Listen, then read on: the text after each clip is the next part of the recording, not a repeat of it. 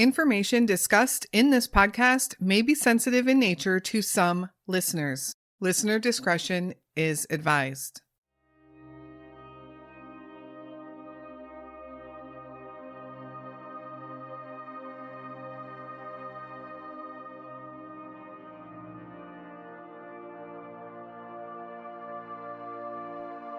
Jaylen Griffin was having a great summer in 2020.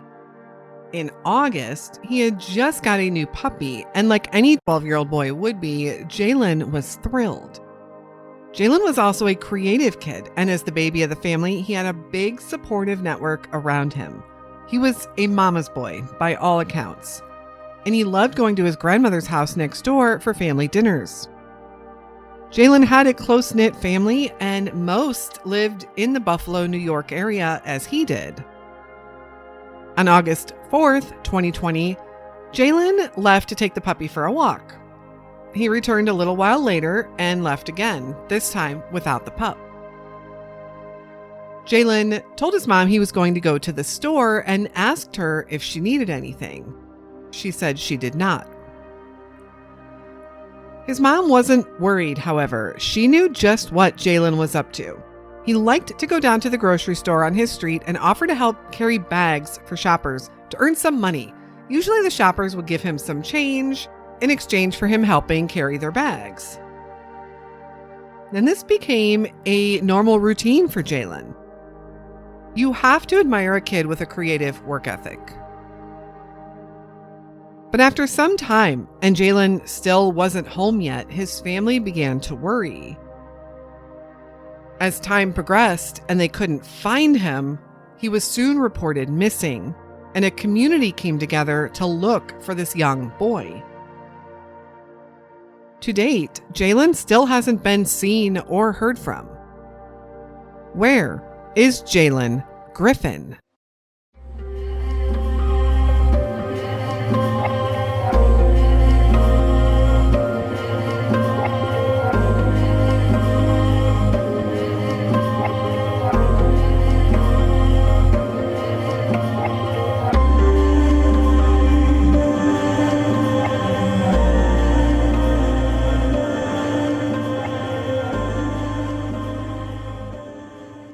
Hello, and welcome back to the Where Are They podcast and another unsolved missing person case. This is the story of a teenage boy who vanished at just 12 years old. And he vanished during broad daylight in a busy city. How does that even happen? Certainly someone out there knows something.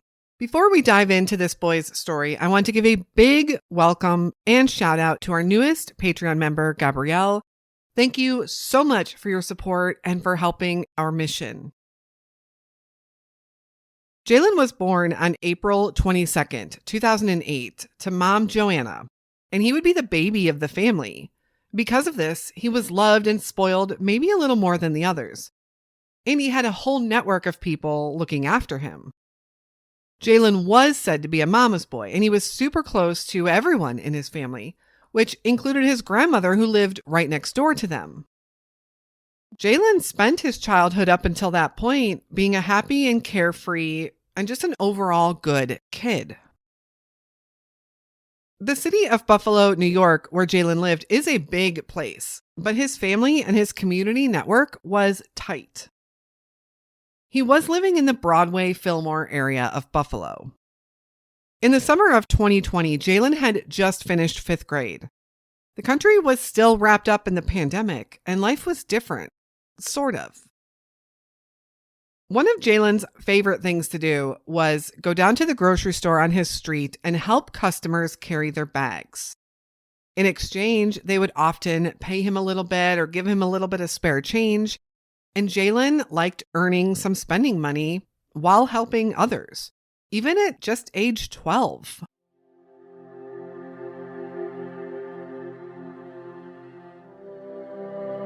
The Disappearance.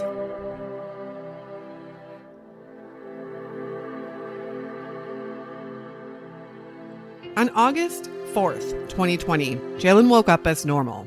He was ready to enjoy another summer day in Buffalo, New York.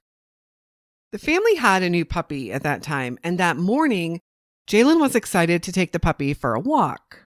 He headed out for a bit with the puppy and returned home a short while later. He brought the pup back in the house, and he told his mom that he was going to head back outside and go to the store.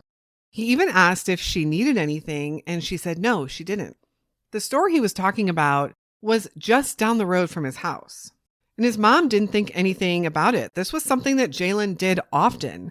And she figured he was headed down to the grocery store like usual to make some extra money carrying bags.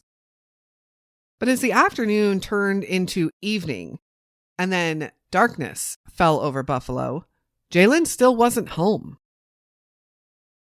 The store had closed for the night, and his family couldn't find him anywhere. They quickly called police to report him missing and get help finding their boy. But the police, believing Jaylen to be a runaway, didn't exactly hit the ground running to look for him. The family was in panic mode. Jaylen Griffin had disappeared.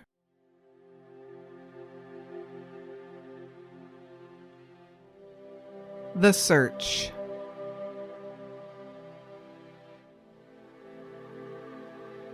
As mentioned, authorities didn't exactly pound the pavement in the beginning to look for Jaylen.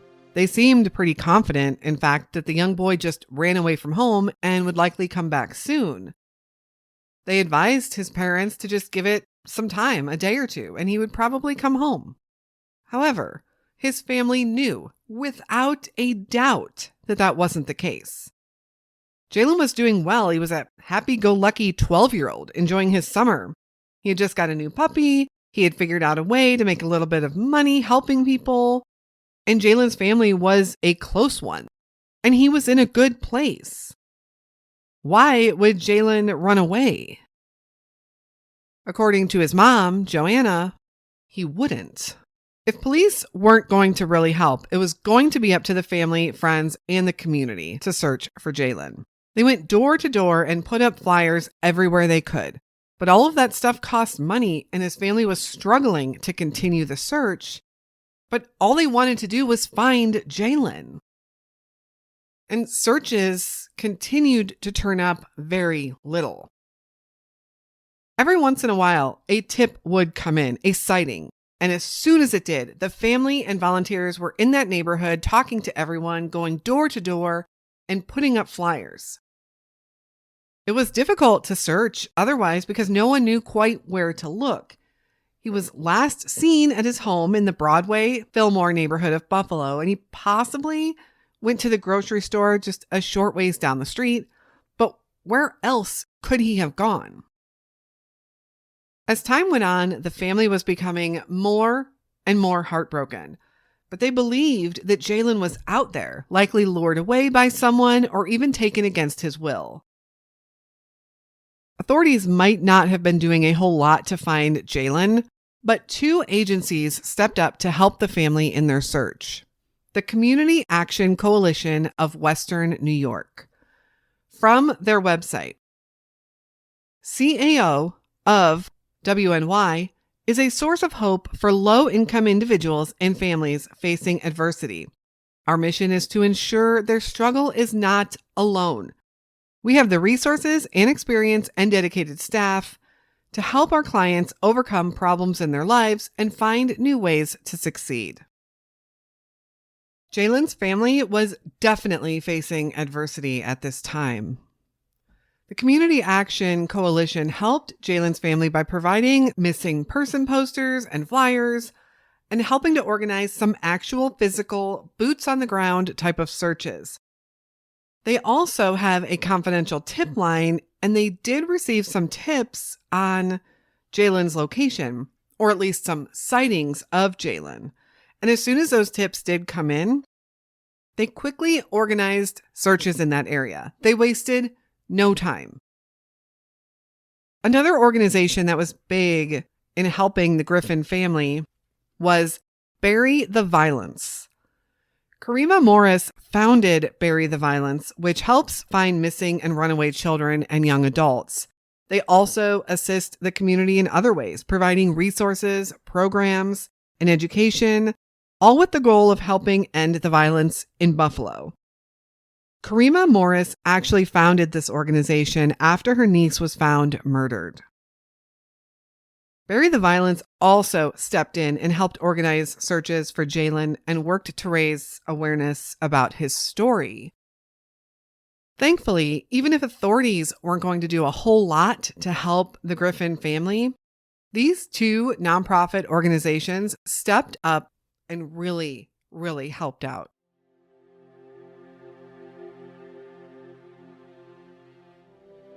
Buffalo, New York.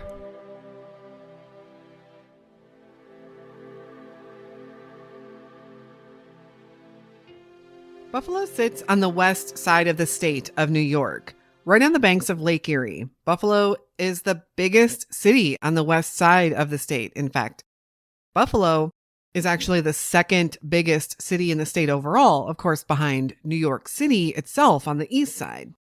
Buffalo's population is just over 275,000 residents. Niagara Falls is just 20 miles away, so the Canadian border is also very close. Crime in Buffalo itself is notoriously high, according to neighborhoodscout.com. They ranked it a 7 out of 100, which means it is only safer than 7 out of 100 cities. Human trafficking stats specifically are always really hard to track. And while human trafficking on paper is said to be on the rise in Buffalo, authorities have said that it's not because it's happening more. In fact, it's just being reported more, so they actually have those statistics to report. And this is due in part to efforts of the organizations like Bury the Violence and the Community Action Coalition working to raise awareness about human trafficking. Buffalo has always been known to be a very industrial city, but in recent years it has become very cultural as well, with many renowned museums, attractions, universities, and a lot more that actually brings tourists to the area. As for traveling out of Buffalo, you have every option known to man. Buffalo has a major airport, they have train depots, they have they have boats, and of course you can travel by car with several major highways running right through the city. To the direct west sits Lake Erie, and to the north, Canada. So most options to leave the city without leaving the country would involve traveling east or south, or some combination of both. Jaylen's neighborhood in particular was the Broadway-Fillmore neighborhood of Buffalo. It sits on the lower east side of the city. And more specifically than that, Jaylen lived on Warren Avenue. Warren Avenue is a very residential area. It runs between Broadway Street and Memorial Drive. It is a walkable neighborhood, and the short street goes north and south in between two very busy roads. Jaylen walked out of his home in the late morning hours of August 4th, 2020. It was daylight. He said he was going to the store right down the street. But did he? Did he ever make it there? On November 23rd, 2020, after Jaylen had been missing now for over 3 months, tragedy struck the Griffin family. Jaylen's older brother, Jawan, was shot and killed at just 18 years old.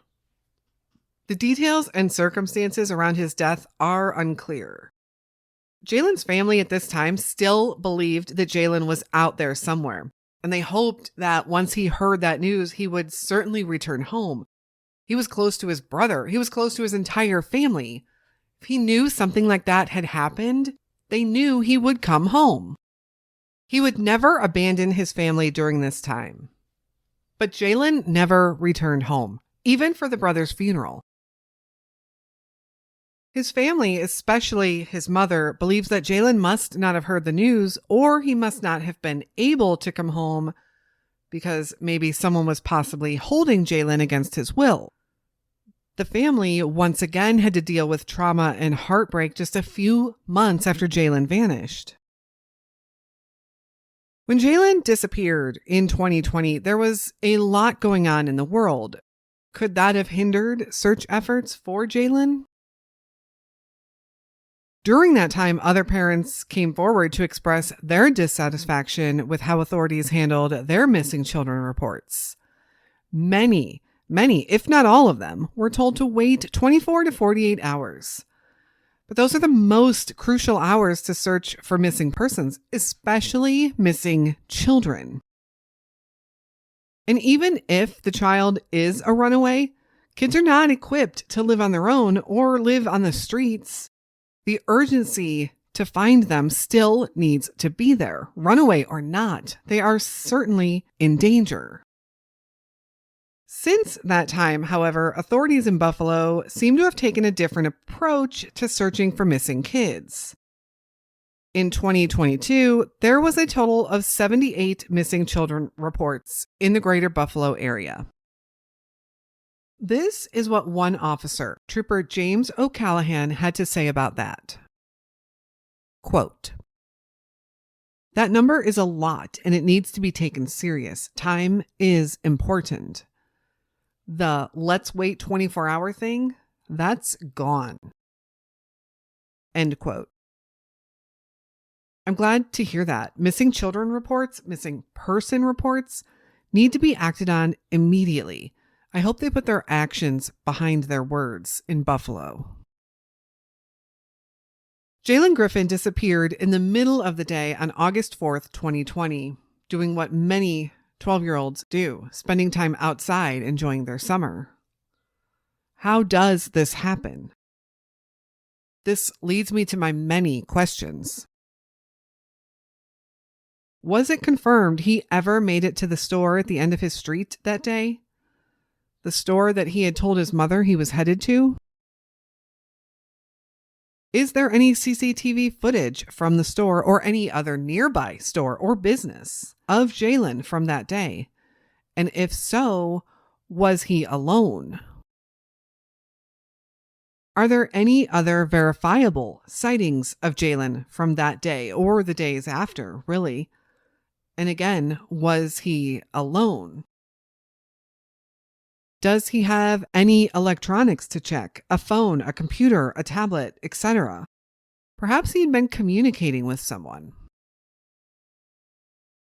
Did any friends provide any insight as to where he could have went that day? Or if he had any thoughts to leave or run away, as authorities believe he had?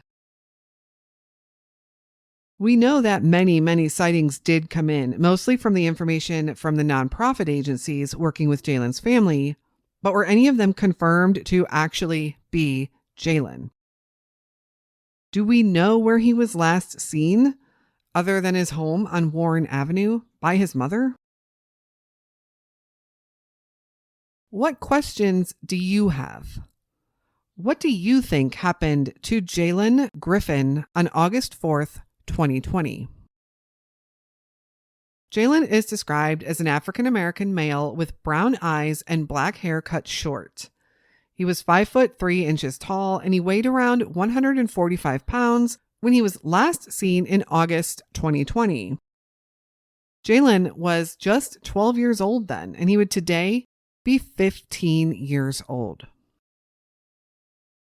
He was last known to be wearing a black or a gray and black striped t-shirt, sweatpants, and white Nike sneakers. Anyone with any information on the whereabouts of Jaylen Griffin, please contact the Buffalo Police Department at 716-853-2222. Also, if you see Jaylen Griffin or if you would like to help search for him, you're asked to call the GYC or the Community Action Confidential Tip Line at 716-770-9093. You can remain anonymous. I will share the information for the Community Action Coalition and the Bury the Violence organizations in the show notes. They do a lot of good for the city of Buffalo, and they help out a lot of families. Such a strange case of a young boy that disappears into thin air on busy city streets in broad daylight. It truly doesn't seem possible. Again, I want to give a shout out to our newest Patreon member, Gabrielle. Your support is what helps us continue our mission and help support the charities that we do.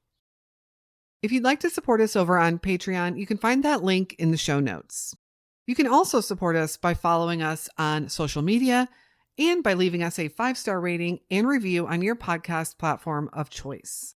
If you'd like to leave us any feedback or case suggestions, you can now leave us a voice message. That link will also be in the notes or on our website at wherearetheypodcast.com. I welcome your email as well. You can reach me at canwefindthem@gmail.com. Your case suggestions are so important for us to find those little known cases, the ones that need talked about more. It's the only way for us truly to know about those cases. Thank you so much for listening to Jaylen's story today. It's heartbreaking to see how distraught his family is and to know that their son, their grandson, and their brother is possibly out there somewhere. Possibly in danger, possibly in need of help. Keep sharing his story any way that you can. More people need to know about Jaylen, and they need to know his name and his story. We need your help to get that out there. Thank you again for tuning in to this week's Missing Persons story. We will be back again very soon with another unsolved missing persons case. And until then, stay safe and hug your loved ones.